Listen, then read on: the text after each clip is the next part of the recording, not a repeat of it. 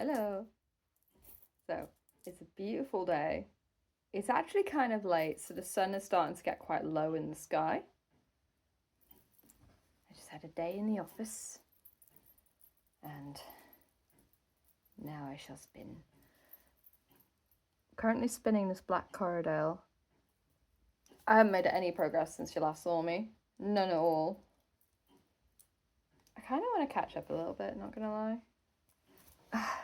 I haven't paid any attention to what the rest days are though. I'm just kind of like looking at my shoulders, looking at my arms, and making sure that I stop if anything hurts. But to be honest, I don't think I've been spinning enough for there to be really an issue there. It's been just a busy week, and I've kind of been struggling to find time to spin, which I think is something that everyone can relate to, is finding time for your hobbies.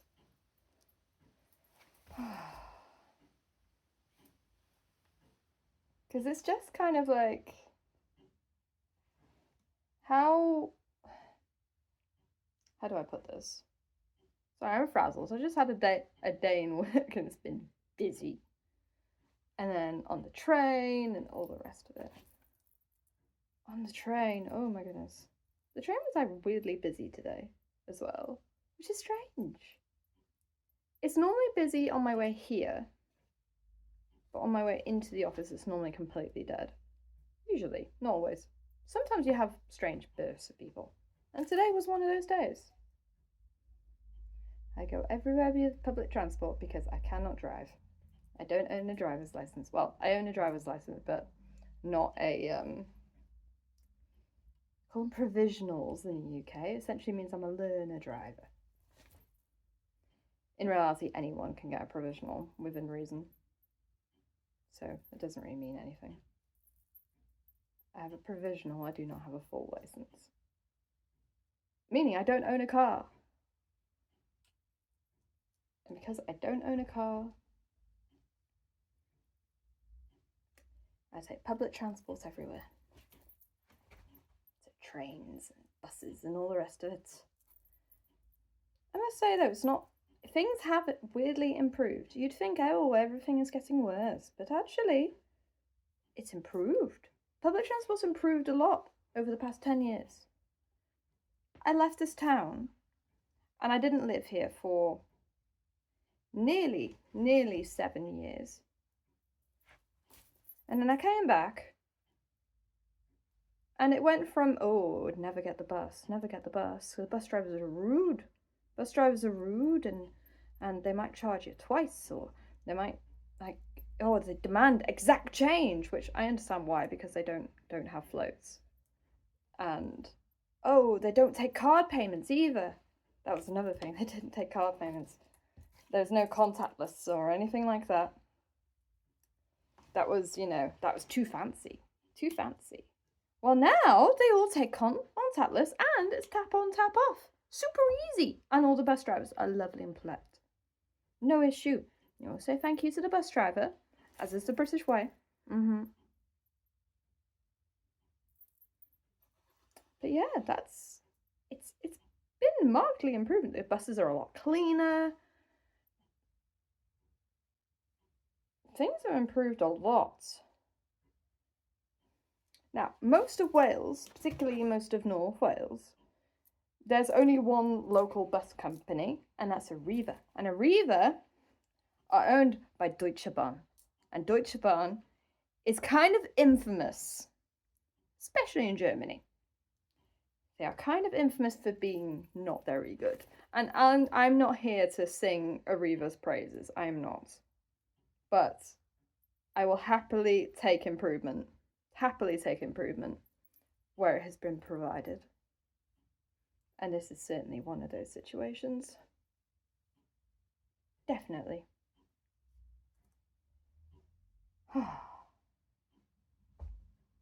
Maybe sitting in the low sun every single time is maybe a bit of a mistake. Like, melt my lipstick. That's how hot it's going. I don't know if my lipstick is melting, but it kind of feels that way. I kind of feel like I'm being gently cooked by the oils in my makeup. Which is kind of hilarious.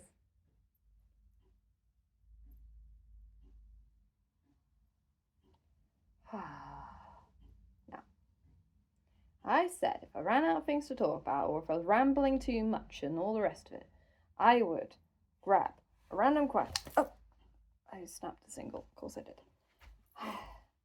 That's a daily occurrence. Quite literally a daily occurrence, since these videos have been daily. I've not been uploading daily. Mostly because of the Webring. I had to add the Webring onto the end of the video, and that takes time, and I need to render. Rendering doesn't take that long, but it's not. It's one of those things I keep forgetting to do. I haven't got a good habit with editing yet. And because I haven't got a good habit, I have, these videos have like virtually no editing in them, except for the Webring thing. And it's literally just stick a clip on the end. Record it with OBS, stick a clip at the end, and call it good. So, that shouldn't take a long time at all. Although, my OBS has been having issues. I've had it corrupt my footage a few times. And I thought it was just this that did that. I thought this was being a pedantic so-and-so. But no, actually, sometimes my camera is not the only tool in the world that corrupts footage for no reason. I'm so mad about that. It's fine. We have recovered. We have recovered. But yes, I said if I was just going to ramble, if I was just rambling, then I should find a random question on the internet and then answer it. Yes. I think last time I did that, it's not yesterday, the day before I did that. Oop. Last time I did that, I decided that I would ask, the question was, what's your favourite season? So I thought, oh, okay. Maybe we should get favourites out of the way. Maybe that's an easy one. So I had a thought. So I didn't find this one online. This one is just one that popped into my head. And that is the question of, and you can answer this as well in the comments, maybe. You won't. And it's fine. But you could. What's your favourite tree? Now that's a weird question, isn't it? Because who has a favourite tree? To which I respond to you, you have a favourite colour. Everyone assumes you have a favourite colour, but do you have a favourite colour? I don't. I don't have a favourite colour. So is it really all that strange? If people are asking me what my favourite colour is, to which I can't respond. I can give you a long-winded explanation as to why that isn't the case. To why that is the case. But I can't respond to that.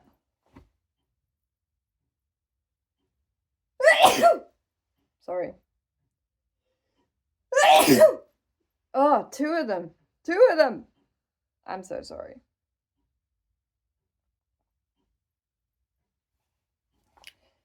So is that such a strange question? Like, culturally, we have accepted the fact that people ask, ooh, what's your favourite colour? It's like a weird little icebreaker. We accept this. But favourite tree? No. No one asked that question, ever. So I'm going to tell you mine. I'm going to tell you. My favourite tree is Acer campestre. Now then, what's an Acer campestre? Latin name for field maple. Yes.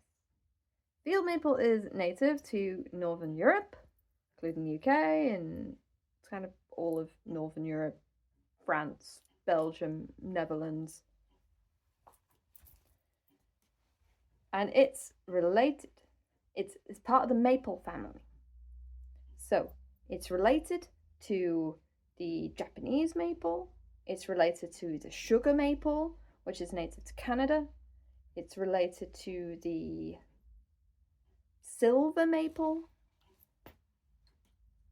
All of these trees are all part of the same family.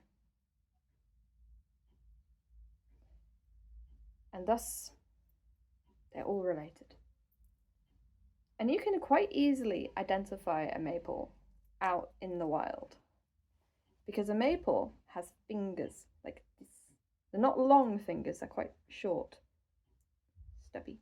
When you look at a Canadian flag, you can see the fingers. And actually the number of lobes, they are called, the number of lobes helps identify the Pacific maple species. Oh, and you have a broadleaf maple as well, I forgot about that one. It's kind of on my bucket list to learn how to identify every single individual species of maple just by the leaves. That is very much a bucket list. Like, I want to have that skill so much.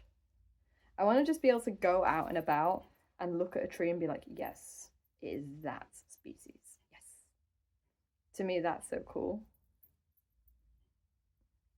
And I absolutely love it when people are able to do that. They just point to a tree and be like, oh, yes, that is a mountain ash, otherwise known as a rowan tree, not to be confused with the other ash tree, which has issues with ash dieback.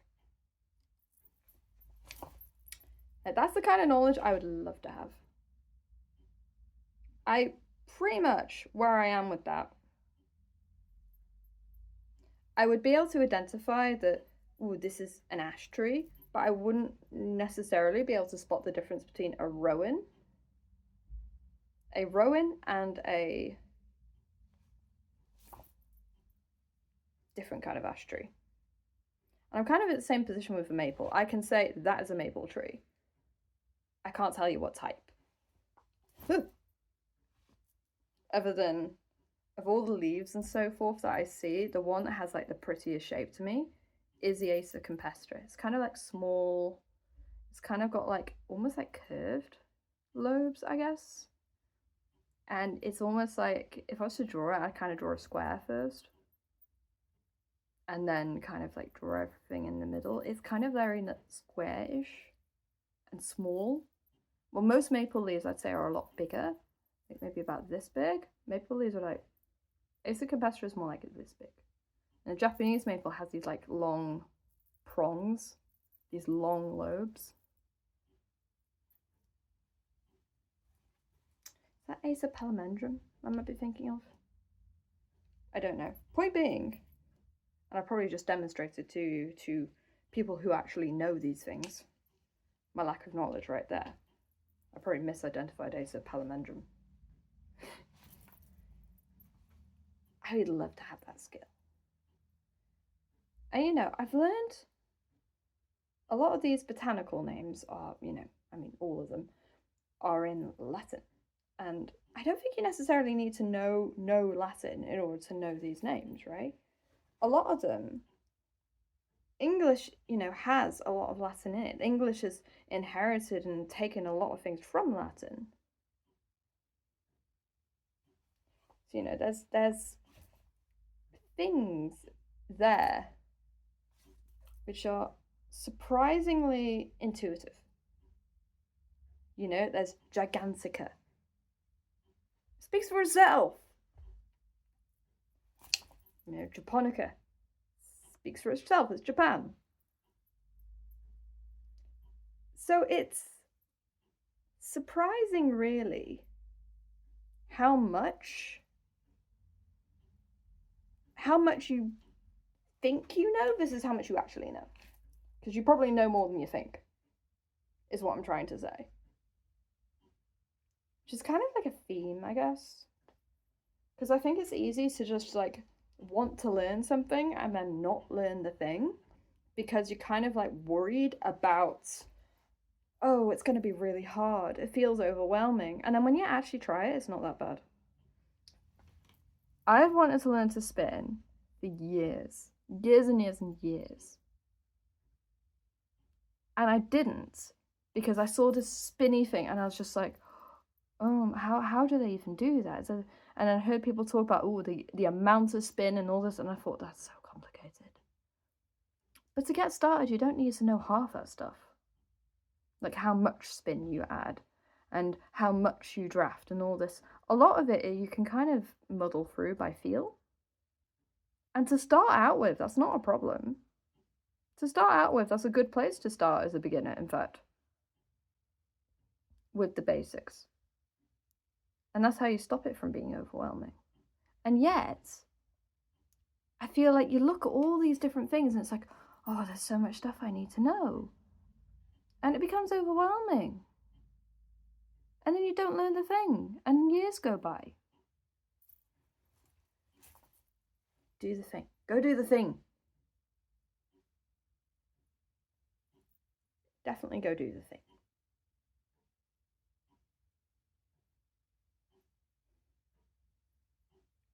There's one thing that I'm trying to learn how to do that I don't know how to do, that I would love to learn how to do. Sewing.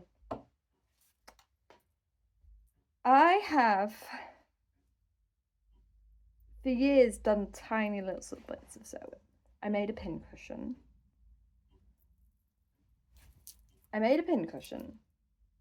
I made a few like actual like cushions. If there's any kind of like cushion, there's none on this chair, so I can't show you. Because I kind of noticed that the cushions you buy, the white things, they often get holes in them really easily. I find they just don't last very long. So I kind of got annoyed and I just like, you know what, I'm just gonna make them. And because they're just like 2 squares to put together, because I'm making them as inserts to go inside cushion covers. They're not cushion covers themselves, so they don't need to open up, they're just inserts. So the idea is that they don't come apart at all, they don't need to. And then they'll have a cover that goes over them. So I had all these like nice cushion covers, and all my inserts were rubbish. So I just kind of made a bunch. And it was all hand sewn. Actually, that's not entirely true. I think some I made on my Singer that's upstairs. Yes, I have a 1920 Singer. It's lovely. That's another thing. I have this beautiful machine. I want to use it.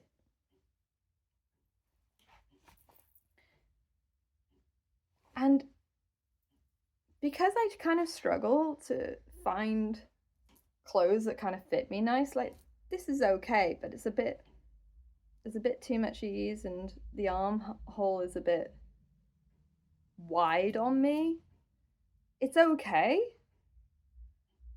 but would I prefer this fit over something else? I think I would love it to have clothes that actually kind of like fit me nice. And I've got narrow shoulders, so the sort of wider market doesn't really make things like that. They don't really make things for wider shoulders, because I think half of my issue with this armscye, I think, is the fact that this shoulder should be like here. I think that's my problem. And I think that problem is pretty much universal across every single item of clothing I own. So it's kind of like, I don't want to be constantly buying clothes only to kind of feel a bit, like, it's okay, I like the colour, I like the print, I don't necessarily like the fit, but it's fine. It's fine. I don't necessarily want to feel that way. I want to feel like, you know, I want to feel like, oh, this is just amazing, and don't I look so good in it? And doesn't my body look so good in it? Well, currently I don't feel that way. So I kind of want to try and like learn how to get kind of a nice silhouette, because I think that's the main thing that's kind of missing, and the one thing that I kind of don't have or don't know how to achieve with my existing wardrobe. So I kind of want to make some things that more closely adhere to the kind of silhouette that I like. And to that end, I have to first define what I like. And that's genuinely an open question for a very long time. I didn't know what I liked. I didn't know what I liked. I didn't know what colours I liked. I had no idea. I still can't tell you my favourite colour. No idea. But I can tell you the general colour palette that I like. And that's a big boost. And that only happened because what I did is I went on Pinterest. And I just pinned a bunch of clothing items that I thought looked cool. Now, that's not necessarily the way you build a wardrobe, now is it? But I was doing it for a very specific purpose, and that was, I want to learn what I like. Because, you know, when you're a kid and stuff, you know, you wear what your parents tell you to wear. And then when you're older, when you're in college or like, you know, when you're a young adult, you don't have the funds to buy the thing that you want per se. Or you might have a wardrobe full of stuff you like, but maybe not together, and then the wardrobe overall is quite dysfunctional. So it's genuinely like, I found this so complicated and overwhelming, to be honest. And I kind of didn't want to feel that way. I don't think anyone wants to feel that way about their wardrobe. So for me, seeing out in front of me after just one session, I didn't put too much into it. Seeing that, oh, there's no blues here. None. Zero blue. There was no blue. Green, orange, yellow, red, brown, black. There was very little white, actually. There was some, but mostly as an accent colour. So what does this tell me?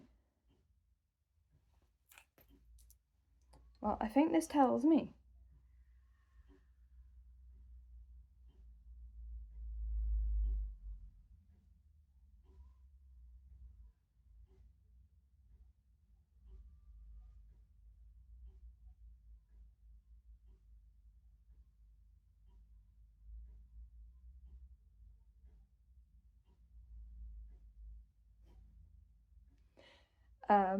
I live right by a school.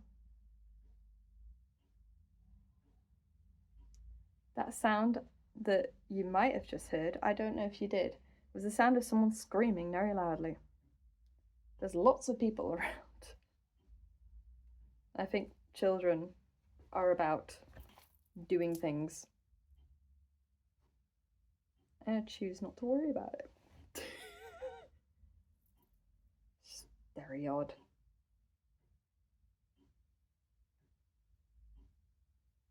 Very, very odd.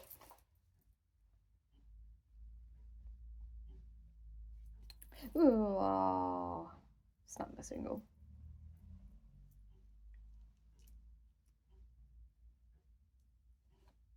I completely lost track of what I was saying because of the random screaming. That doesn't happen very often. You don't often. It's generally quite quiet around here, usually. But we live in a world. I'm not recording in some fancy studio setup. This is my living room, and it's quite a small house. There's a street that side and a street that side. And people often will shortcut on the street that side if they're walking on foot. They'll quite often go that side, particularly the children, because there's a school nearby. Ah, yes, I remember. Yes. So I kind of felt like my wardrobe wasn't serving its purpose. So I looked at this and I saw this very distinct colour palette. I'm like, oh, okay, colours. That's an easy thing I can kind of look at. And then I had another look, and then I realised silhouette. Universally identical silhouette across every single thing that I did. Every single tiny little thing. Identical silhouette. So I'm like, oh, okay. So I had a look at what the market has. So I had a look at, you know, different shops and what kind of clothes, because I kind of needed to buy clothes this year. And I had a look. I couldn't find anything. I found a shirt. I bought a shirt. So I could find some things. I found a shirt on Vinted. I bought it second hand. Very nice shirt. I have one that's a bracelet length sleeve, but I've kind of learned that I hate wearing bracelet length sleeves and 3/4 length sleeves. It has to be a short sleeve like this, or a long sleeve, or no sleeves. Any of those are acceptable. 3/4 length or bracelet length, for some reason, I just can't wear them. I hate them. It feels like they constantly ride up, or I need constant adjustment. And there's one thing I cannot stand is clothing that needs constant adjustment. No. Unacceptable. So I think what I will do with that existing shirt though, I really like it. I really like the fabric. So I think what I'm going to do is cut the sleeves and shorten it so it becomes a short sleeve shirt. But then I was like, oh, but I wanted kind of that same shirt in a long sleeve. I found it on Vinted. So that's what I did. That's very good. So that's good. I bought a shirt this year. I don't need to buy another shirt this year. And then I bought a jumper, 100% wool. Even though I'm not knitting fast enough to replace my old bobbly jumpers that, you know, were bought in the before times, before I was confident knitting a jumper. And they're all wearing out. And cold climate in the winter. So I need a jumper that will keep me warm. So I got a brown one. It's 100% wool. And nice, and because with this palette, right? That palette, the yellow, orange, red, green, brown, and black, is that essentially my two neutrals are brown and black. I already have a 100% wool jumper that's black. So I got one that was brown because I thought that's a good, easy neutral. And I probably don't need to buy another jumper this year, especially if I manage to knit some, which I'm hoping I will. So that's good. Then I bought a coat, and the coat cinches in a little bit at the waist. It's black. Very good. I have a coat that's very similar, but it's very long and it's a hazard on the stairs. It's fantastic for when it's snowing and really, really, really cold. So, you know, like January, February, it's amazing. So warm. It's great. But practically, for just like general, it's vaguely cold, no good. And I didn't have another coat. So for practicality, I needed a coat that was a bit shorter. And this one is a bit shorter. It goes to about my knees, which is perfect. Then I got a dress for my sister's wedding next year. So, but I'm hoping, I deliberately bought a dress that was on palette. So it's kind of like a yellow, but it's got some like floral print in it. But it's mostly that kind of a yellowy green. So after the wedding, I can wear that dress during the summer. And it'll just become a part of my wardrobe. So I won't just buy it once and then throw it away. So that's kind of one of the things I was trying to do. Is just trying to avoid that cycle of constantly throwing things away because I'm unhappy with them. Or because they've served their purpose. I was trying to buy a dress that was kind of more versatile. And again, it kind of is like a tea dress that has a bit of a wrap here and it goes in here at the waist and then it goes out and then it has like a bit of a wrap skirt. And what's common amongst these things is they all have that same silhouette. They go in at the waist, which I feel like works really well for my body type because I have really narrow shoulders, but I have wider hips. But I have kind of small-ish waist. So I actually quite like things that come in at the waist and then go out, and then they can go out quite dramatically then. And I feel like that kind of works with my curves rather than against them, because I feel like a lot of the time, in order for something to fit over my hips, it just the entire thing is wider, which means it's wider at the shoulders, which means it slips off my shoulders. It's wider at the waist, so you get this weird baggy effect that I'm not a big fan of. So actually, that silhouette where everything cinches in at my natural waist, that was like universally the silhouette I was gravitating towards. And you know, that's just a preference and it'll be different for different people. This is just a reflection of what I like on me. It's not a reflection of what I think other people should wear. I would never, I would never put forward that assertion at all. But I found that fascinating, is that I learned something from this process of going through the Pinterest. But how does that relate to sewing? Well, I had a look for a skirt that would cinch in at the waist and then go out. And I was looking for a very, very specific silhouette. And I couldn't find it. I really couldn't. I could find a lot of skirts that were sort of correct, but the wrong fabric or the wrong colour, or there's quite a lot that were navy, and I'm like, navy's not the vibe. And quite a lot had elasticated waists, which I don't really feel like works with my body type, because it kind of just, I don't know, I don't feel like it just sort of sits properly on me. So I tend not to gravitate towards elasticated waist. I prefer like a true waistband with like a fly button, or like a fly zip or a button placket or something of that nature.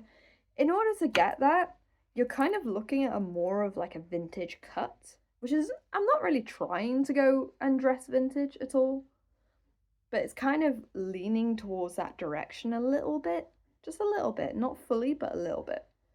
And in order to actually get something that kind of looks like that, pretty much you have to sew it. Within my constraints anyway, you have to sew it. So I was like, okay, I can have a bit of a quest on how to sew my own skirts.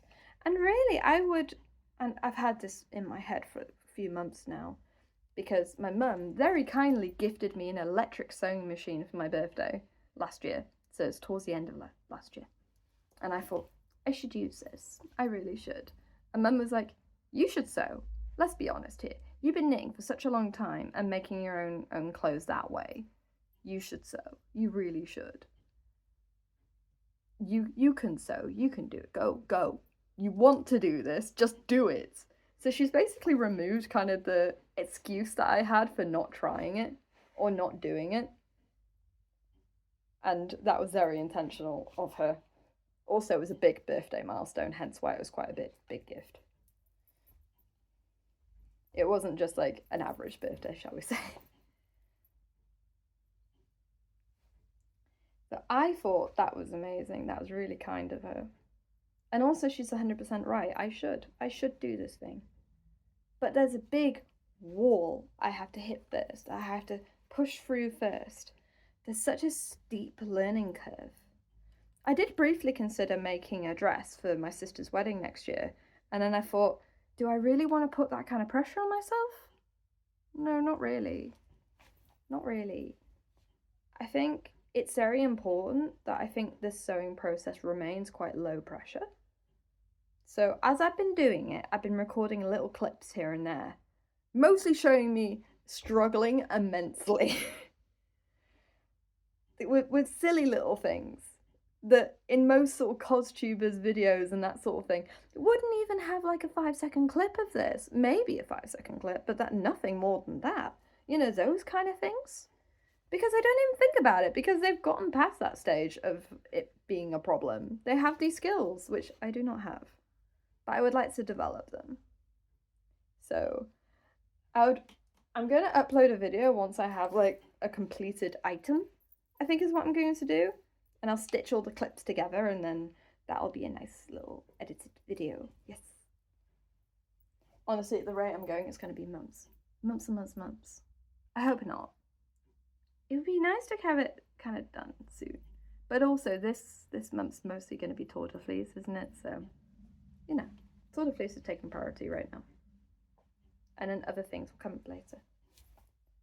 But, you know, I wanted to do Tour de Fleece last year, and I didn't really get the chance. I was kind of in the middle of a house move and living out of a suitcase, so you know. I did a little bit. I spun a little bit last year, but I didn't spin as much as I'd like. Nowhere near.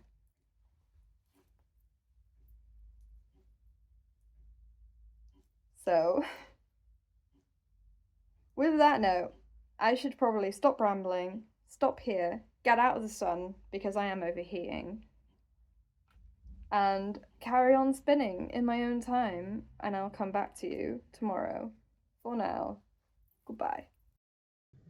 Like, her videos are fantastic to just have on in the background, because so calming and chill, and I really love her narration. She's really good at sort of like talking through things and explaining things.